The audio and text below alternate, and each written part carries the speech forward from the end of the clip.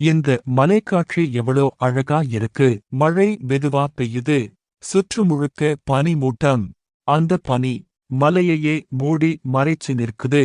சின்ன சின்ன மழைத்துளிகள்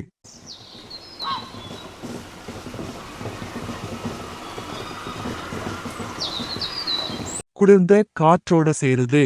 இந்த குளிரும் இந்த அமைதியும் மனசுக்கு ஒரு அமைதி தருது.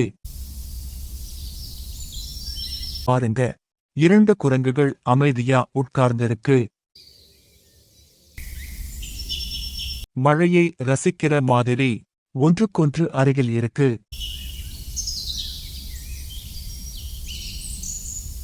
சில நேரம் இப்படிப்பட்ட காட்சிகளை ரசிச்சாலே எல்லா கவலையும் மறைந்து போயிடும்.